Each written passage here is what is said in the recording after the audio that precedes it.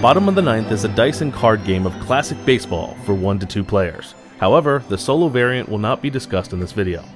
The game lasts between 5 and 20 minutes and is rated for people ages 13 and up.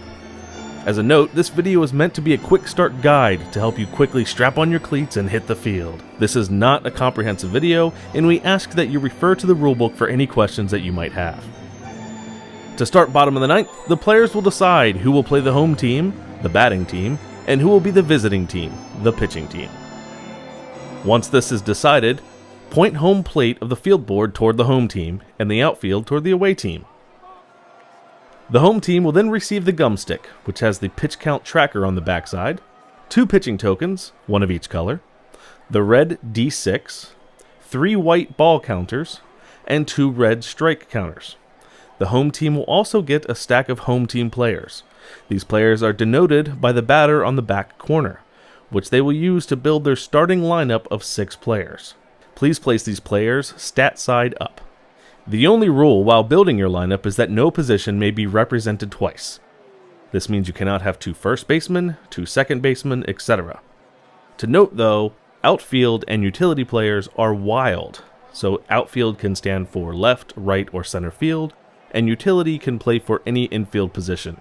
Place your players in the order of appearance at bat, and the remaining unused players are returned to the game box. Place your pitch count card underneath the starting batter, in this example, Hannah Kate. While that's happening, the away team will take the remaining 2 pitch tokens, the 2 white dice, one being the control die, the other being the pitch type, 3 red out counters, 2 fatigue pitch tokens, and the away team players. These are denoted by the pitcher figure on the back.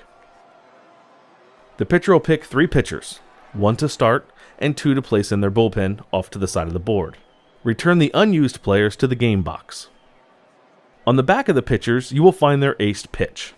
Here on Wake Louder, the ace pitch is his knuckleball, which he throws when he throws low and away. Take your 2 fatigue tokens and set them on the fatigue track showing low and away. More on the fatigue track later. So, short of someone singing the Star-Spangled Banner, we're now ready to play ball. The turns in bottom of the ninth are broken into 5 phases. Those phases are the stare down, the pitch, the swing, run, and lastly, the cleanup. First, the stare down. In the stare down phase, the pitcher and batter will pick up their respective pitch tokens, keeping them hidden from the other players. The pitcher will secretly choose their pitch, while the batter is trying to guess what the pitcher is selecting. Once both players are ready, they will reveal them to each other simultaneously. If any tokens of the batter matches any token showed by the pitcher, the batter will gain a bonus. On the other hand, for each token not guessed by the batter, the pitcher receives a bonus. What do I mean by bonus? I'm glad you asked. On every player's card, you will find their stat box. This denotes the abilities this player can have and how to use them. The results of the stare down determine the player's available abilities. In this example, the batter, Hannah, correctly guessed that the pitcher was going to throw high, but missed the pitcher's inside pitch. So the batter will place the correct token, the red high token, on their batter card, and their pitcher will place the opposite token, the white inside token, on their pitcher card. The red token on the batter indicates that Hannah can use her +1/-1 ability on the next swing during the swing phase. The white token on the pitcher means that the pitcher can re-roll any one of the 2 pitcher's die during the pitch phase. And now we enter the pitch phase. The pitcher will now roll both of the pitch die. There are 2 pitch die within the game. The pitch control, which is a standard D6, and the pitch type. The pitch type die denotes the call of the pitch across the plate and has 3 different faces. There are 3 balls, 2 strikes, and 1 corner pitch face. So the pitcher rolls both dice at the same time. Based on the values, the pitcher can now opt to use the ability to re-roll 1 because of the previous stare down result. By rolling a ball with a control of 5, the pitcher chooses to re-roll the 5, hoping for a lower number, and does by rolling a 2. So the pitch is a ball with a control speed of 2. This brings us to the swing phase. The batter will now roll their swing die. It's best to think of the swing die as the speed that the batter is swinging the bat. With a 6, she's giving it all the mustard, and a 0, meaning they're just watching the ball pass by. This tidbit will help you know how to handle pitches coming at you. So with the ball pitch, as we're seeing, the batter doesn't want to swing. So rolling lower than the pitch control value is what you want to get a ball. If the swing result is higher than the pitch control, so a 4, 5, or 6 in this example, the result would be a strike. So the batter rolls the swing die, and the result is a 3. If it was to remain untouched, the result would be a strike. But Hannah has a trick up her sleeve. She has the red token ability, and therefore is able to modify her swing value by 1. Hannah will choose to do so, tying the pitch control, and with the ball pitch, a tie still results in a ball. So the player places 1 ball counter in the pitch count underneath Hannah. There was no contact made at this at-bat, so the run phase is skipped. There was also no batter change, so we will also skip the cleanup phase, which brings us right back to the stare down phase once again. Players again pick their pitch tokens, and again, the batter is trying to guess what the pitcher reveals. Both players will reveal their pitch tokens. The pitcher shows low and inside, and the batter has guessed low and inside. So the batter is awarded both pitch tokens and the both ability on the batter's stat box. The pitcher, on the other hand, threw a low pitch, which is part of Wake Louder's ace pitch on his stat table. He doesn't get his ace pitch. He would need to throw both low and away to gain that, as long as the batter didn't guess it. But, being he threw part of it, it will fatigue his arm a bit, and he moves the low token on the fatigue track down 1 space. The pitcher then rolls the pitch dice as usual, rolling a C4 or a corner with a control of 4. The pitcher has no abilities, so the pitch stands as rolled. No modifications. The batter then rolls the swing die, but rolls a 1. When facing a corner pitch, the batter wants to roll exactly the pitch control number to make contact with the ball. Otherwise, the result would be a strike.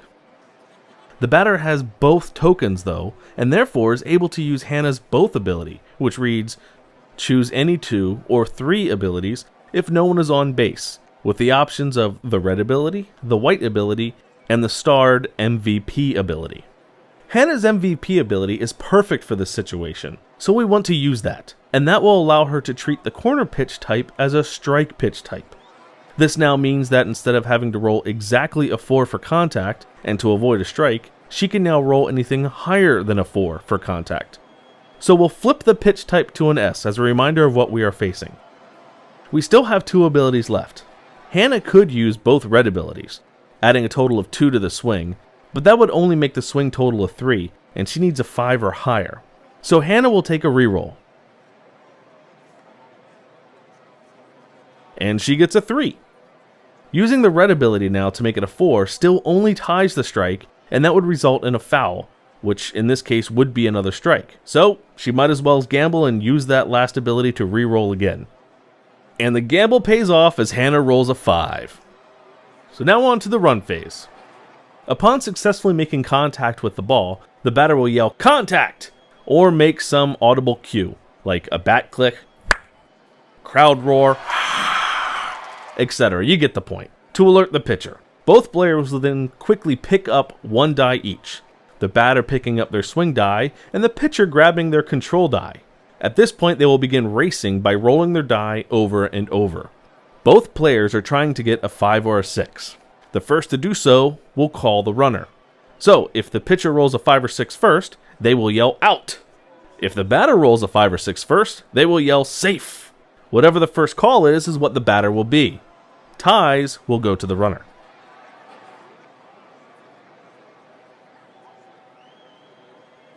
Here, the pitcher was able to successfully throw the runner out, and therefore adds an out to the counter on the out track on the field board. With this out, there is now also a batter change, so this will also bring us to the cleanup phase of the game. Between every at-bat, the pitcher will count the number of empty bases. Like here, we have 3, first, second, and third, and therefore Wake Louder will receive 3 relief, meaning that he can move up 3 times on the fatigue track. Only 1 relief is needed here though. The pitcher will take it. The batter will clear the pitch count card and then slide it under the next batter up. Once this is all completed, you return right back to the stare down phase. Play will continue this way until the pitcher gets 3 outs, or the batter scores 1 run, whichever occurs first. A few additional items worth mentioning. In bottom of the 9th, as in baseball, 3 strikes equal 1 out. 4 balls advance the batter to first base safely, meaning that you would skip the run phase. In addition, most players have a trait ability under their stat box. Traits are never optional and they are always active. On top of that, if a number on a player's card is within a box, that means the number has to be achieved naturally. This means you cannot use any modifiers to achieve that number. So for example, Anvil McIver's MVP, Hammered, states that a swing roll of a 5 or a 6 is a crush. You cannot roll a 5 and have his trait or red token ability increase the number to a 5 or 6. He must roll a 5 or 6 naturally. This of course brings up a crush. What is a crush? A crush hit is when a swing roll is a natural 6 versus a strike with a control of 5 or less. This means you swung for the fences. The batter will re-roll the swing die to see how hard the ball was hit. On a result of 1 or a 2, proceed to the run phase as normal. On a result of 3 or 4, skip the run phase as the batter has reached first safely. On a result of 5, you again skip the run phase as the batter has hit a double, moving them all the way to second base. And lastly, on the result of another 6, the batter has hit a home run. This is not an instant win though, as the pitcher gets one last chance, a fielding check, to try to grab the ball off the wall. The pitcher gets one roll to try to roll a 6 and catch the ball. If they do so, the batter will be out. If the pitcher fails to do so, then the home team has hit a successful home run, and all runners on base score, thus winning them the game. Hopefully this has given you a great overview of Bottom of the Ninth. Now enough talking, grab your bat or mitt and hit the field. Play ball!